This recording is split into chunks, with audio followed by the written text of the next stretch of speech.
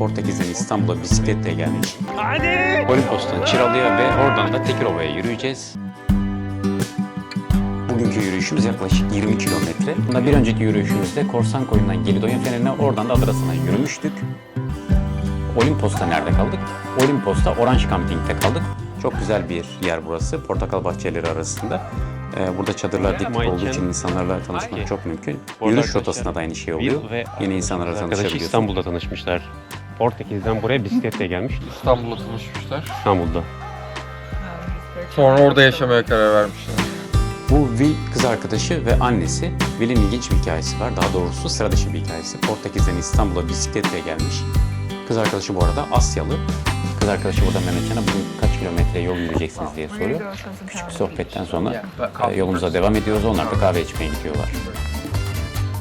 Okay. Goodbye. Nice to meet you. Thank you. Nereye gideceğimizi Mehmetcan'a soralım. Mehmetcan nereye gideceğiz? Şu anda Tekirova'ya doğru yola çıktık. O halde gidelim. Let's go. Biz hep hazırız yani. Orange Camping'in sahibi Ramazan abiye teşekkür ediyoruz bu arada. Bu arada Tekirova yürüyüş rotasına girebilmek için bu giriş turnikelerinden geçmek gerekiyor. Burada nasıl geçiyorsunuz? E-Devlet'i indiriyorsunuz. Oradan müze kart uygulamasına giriyorsunuz. Ve bir ücret ödüyorsunuz. O da makul bir ücret. Ve yola devam ediyorsunuz. 20 kilometrelik bir etap. Biz bir önceki deneyimden, yani Korsankoy Gelidonya yürüyüşünden şunu deneyim edindik. Çantamız kesinlikle hafif olmalı. Yani biz öyle düşünüyoruz. Çünkü ilk yürüyüşümüzde yanımızda çadırlarımızı ve matlarımızı almıştık. Bunların gereksiz olduğunu anladık. Yol üzerinde çünkü bir yerde kamp yapmayacaksanız bunlar gereksiz. En azından bizim için öyle. Ve rotayı da biliyorsanız uygulama olmalı. Bir uygulama var. Uygulamayla yola çıkmakta fayda var. Kaybolmamak için. Dolayısıyla biz sadece kişi başı yanımıza 3 litre su ve yiyecek aldık. Bunun dışındaki ağır yüklerimizi çadırlarımıza ve matlarımızı bıraktık. Yürüyüşten sonra tekrar buraya döneceğiz. Hello.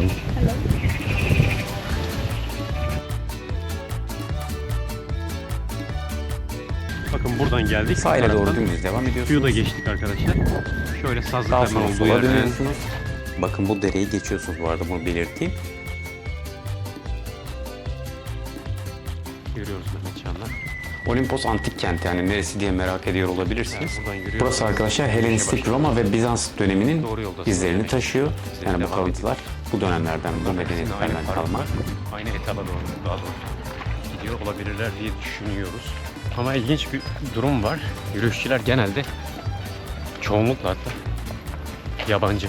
Değil mi Mehmetcan? Evet yani çok az gördük. Geneli Rusya'dan ve nereden gördük? Avrupa'dan az ama. Değil mi? Evet. Biz Genelde yola Rusya'dan. çıktığımızda Genelde hava Rusya'dan çok sıcak, gördük. aşırı sıcak Aynen. olmamasına rağmen güneş Gelen yakıyordu. arkamızdakiler de herhalde Bunu bir de Rusya'yı Haziran, tahmin Temmuz, ediyor. Ağustos'ta yaptığınızı düşünün. Çok daha zor olacaktır. Bu nedenle kesinlikle yanınızda bir şapka olmalı. Yürüyüşe devam ederken patikaya girmeden önce ilginç bir an da yaşandı. Kamerayı çekim için bırakmıştım. Ve Mehmetcan'la yola devam ettik. Tam o sırada biz kameradan uzaklaştıktan sonra iki turist kamerayı unuttuğumuzu düşünüp kamerayı almak istediler. Ben uzaktan seslendim. Hayır, o benim kameram diye. Bunun üzerine kameradan uzaklaştılar. Daha doğrusu ben seslenmeseydim belki de kamerayı alacaklardı. İşte böyle ilginç anlar da oluyor. Az önce kamerayı sabitlemiştim. Turistler yanından geçerken bu kamerada neyin nesi, biri mi unuttu diye düşündü ama öyle değil. Ben uzaktan seslendim selam vermeleri için. Böyle ilginç bir durum. Bakın Yanartaş'a 2 kilometre yazıyor. Buradan gidilebiliyor Yanartaş'a. Tekova. Metan gazının yüzeye ulaşmasıyla yanan bir taş. Ve yüzlerce yıldır yanıyor. Buradan böyle devam ediyoruz. Şurada bir haritada var. Mehmetcan. Bu turist kalabalığı da şu anda son hazırlıklarını yapıyor. Bu rotaya girdikten sonra zaten güneşi daha fazla hissedeceksiniz. Bir önceki yürüyüşte, Gelidonya yürüyüşünde deyim yerine ise ormanın, yani yüksek ağaçların içerisinden geçtiğiniz için çok fazla güneşe maruz kalmıyordunuz. Ama burada öyle değil. Burada daha çok çalılık var. Bunu belirtelim. Dolayısıyla burada güneşe daha fazla maruz kalıyorsunuz. Önlem almak lazım bunun için.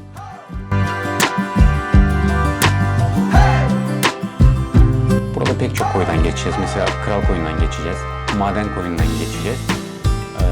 Çok güzel koylar var. Hepsi çekimlere yansıyacak.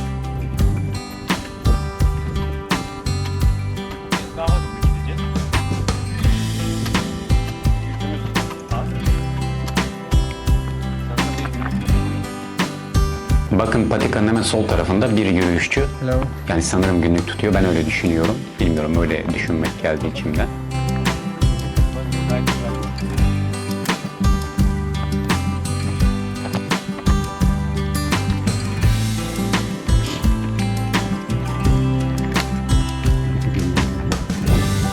Çıralı yukarıdan görüyoruz. İşte bakın bu kırmızı beyaz işaretler, bunlar doğru yolda olduğunuzu gösteriyor. Yürüyüş yaparken bunlara dikkat etmek gerekiyor.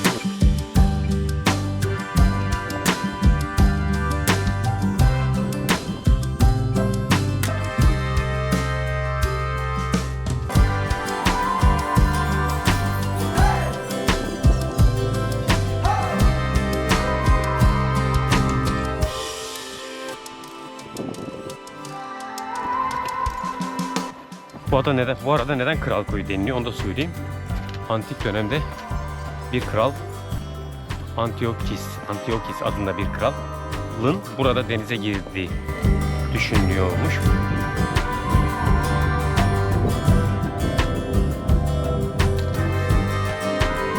Nasıl?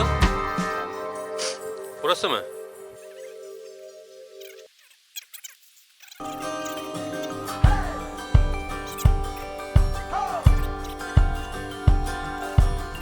Bundan sonra pek çok koya denk geleceğiz.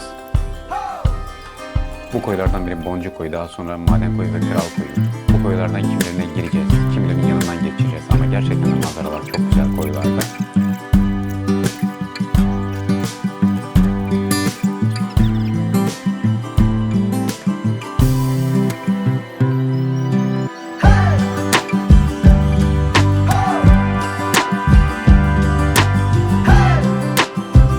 Tabii arkamızda güzel görüntü var.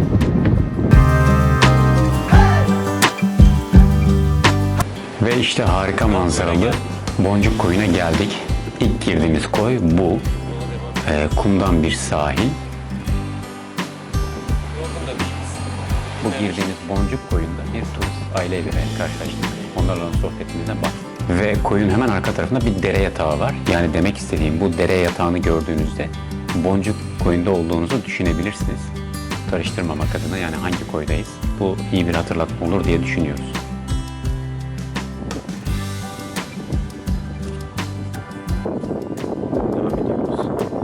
Hello.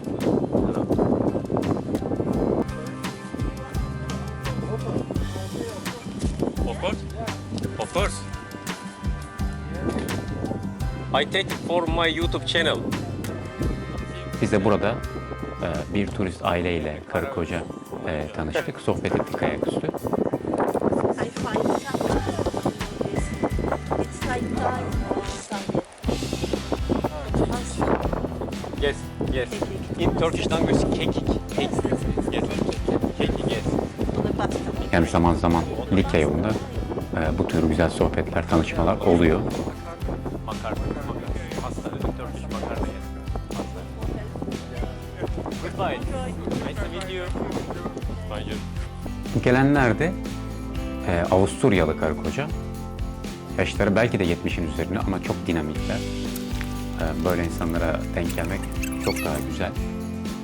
Yani insanı yürümek için daha da motive eden bir şey.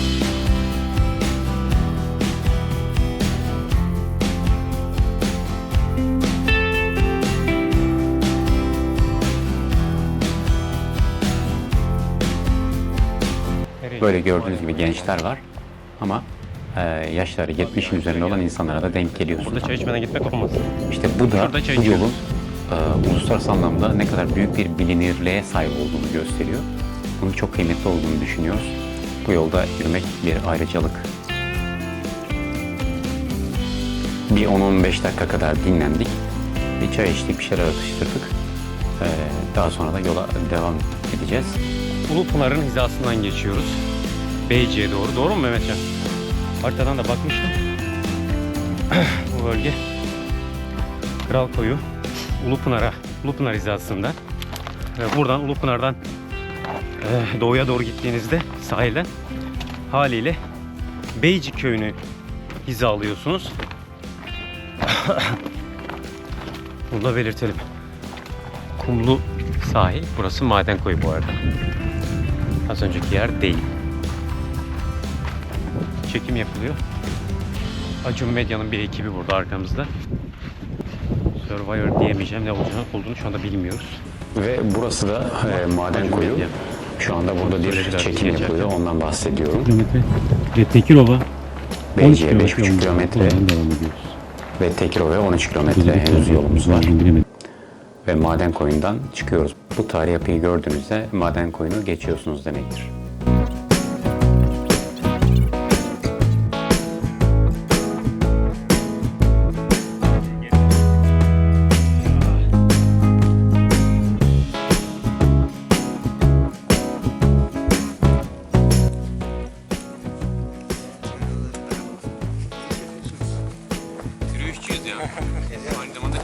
Maden koyunun hemen üstünde, yol kenarında Mehmetcan'la dinleniyoruz. Yanımızdan geçenler Acun Medya'nın çekim ekibi. Çekimin yapıldığı yere gidiyorlar.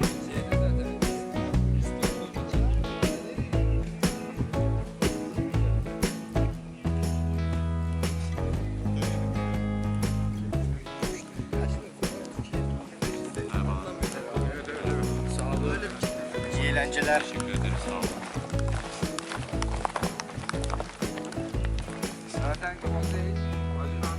Kolay gelsin. Siz de mi çekiyorsunuz hocam? Yürüyüş için geldik. Ha, Allah çektirmesin.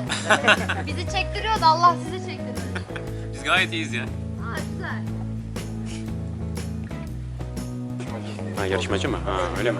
Hello. Yarışmacı doğru.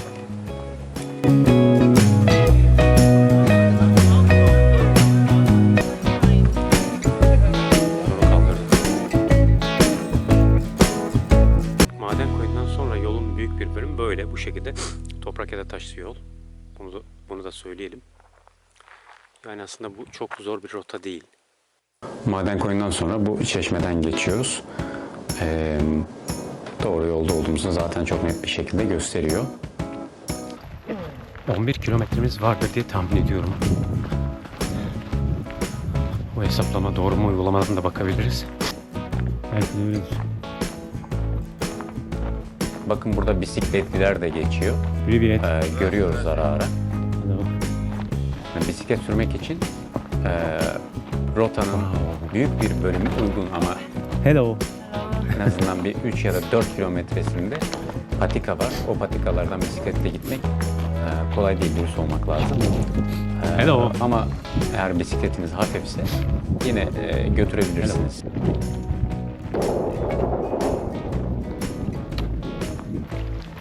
10 kilometremiz kaldı. 3 kilometre sonra mağara gibi bir oluşuma denk geleceğiz. Orada artık bir yemek yiyeceğiz. Yani 13. kilometrede yemek yiyeceğiz. İyiyiz. Burada yine bir yer.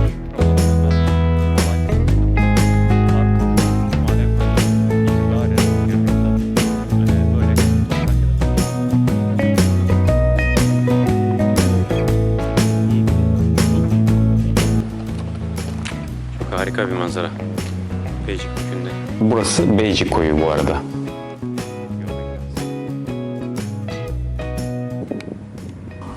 Beycik Koyu manzarasından geçmiştik. Şimdi Teke Koyu manzarasındayız. Tam böyle Teke Koyu'nun karşısındayız. Yanımızda sucuk var. Kamp ocağı var. Ekmek arası sucuk yiyoruz. Biraz da ton balığı var. Yedik ekmek arası. Bunları yedikten sonra yolumuza devam ediyoruz. Kamp ocağımız var. Sucuğu pişirdik. Şimdi sucuk yiyeceğiz. Çok güzel bir manzaradayız. Harika ya. Çok güzel.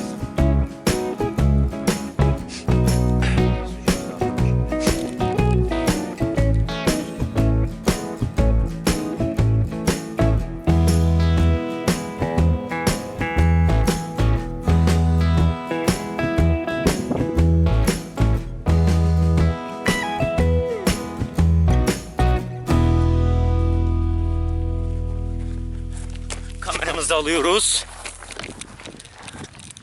Arkadaşlar şu yokuştan aşağı indik. Hemen yokuşun yanındaki şu patika diyebileceğimiz alan.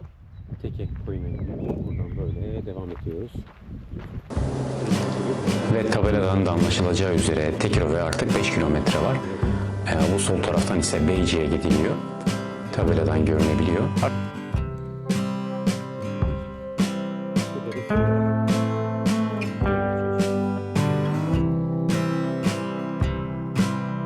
Bu arada aşağıdaki tabelada 5 yazıyor. Mehmetcan bak.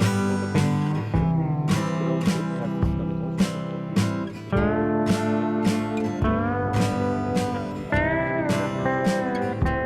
O zaman hadi biraz koşalım Mehmetcan. Mehmetcan'la biraz koşmak istedik ve güzel bir an oldu bizim için. Çok iyiyiz. Hadi Mehmetcan, çok yavaşsın. Hadi neyin var senin? Hadi. Tamam. Etap bundan sonra çok zor değil, daha kolay. Uygulamadan gördüğümüz kadarıyla da öyle. Uygulamayı merak edenler için, bilmeyenler daha doğrusu, adı Wikilog. Wikilog. Adeta böyle. Çok iyi. Hadi. Hadi neyin var senin daha hızlı. Hadi Mehmetcan. Senin neyin var? Daha da hızlanabilirsin.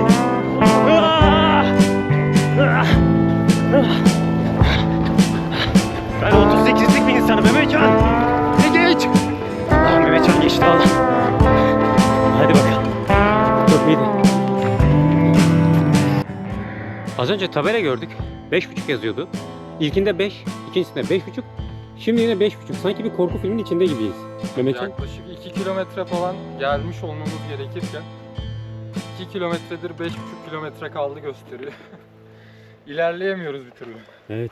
Az önce Tekirova'ya 5,5 kilometre Bayağı var bir yol tabelasını görmüştük. Ama neden Yine aynı? aynı tabelayı Anlamış gördük. değilim. Yani daha doğrusu 5 ya da 5,5 görmüştük. Burası Yine tekrar benzer bir ifadeyi gördük.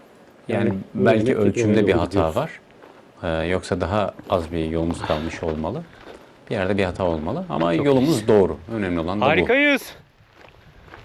Yuhu! Yuhu. Tekirova Bükü'nden şimdi geçiyoruz. Üstündeyiz. Tekirova tarafına doğru.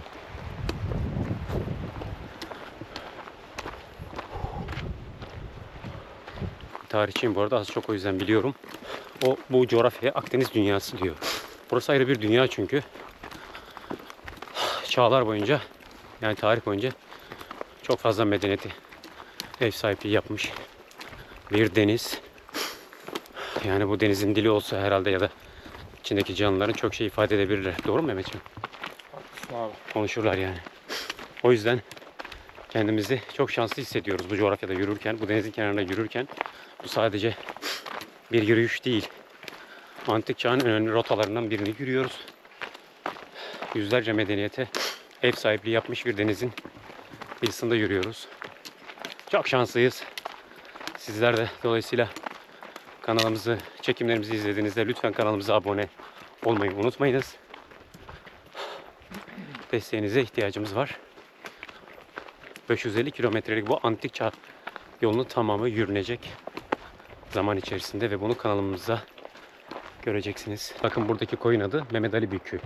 Mehmet Ali Bükü. Buradaki tabelayı gördüğünüzde ve Mehmet Ali Bükü'ne geldiğinizde zaten rotanın artık sonuna yaklaşmış oluyorsunuz. Yolu bitirdik diyebiliriz. Çünkü artık Tekirova'ya 3 kilometre yolumuz kaldı. Oo, çok iyi. Tekirova'ya 3 kilometre. Evet. Bakın Çıralı geldiğimiz istikamet 16 kilometre. Gelmişiz. Nereye gidiyoruz? Tekirova'ya gidiyoruz. 3 kilometre yolumuz var. Mehmetcan'la vallahi bu etabı bitirdik be. Harikayız ya. Burada ne var? Tekirova, Tabiat Parkı. Burada da trekking route Tekirova Çıralı. Yürüyüş rotası anlamında. Burası aynı zamanda tabii Beydağlar Sahil Milli Parkı. Beydağlar Toroslar Uzantısı. Atı uzantısıdır. Bunu da biliyoruz diye düşünüyorum. Biz yolumuza devam ediyoruz.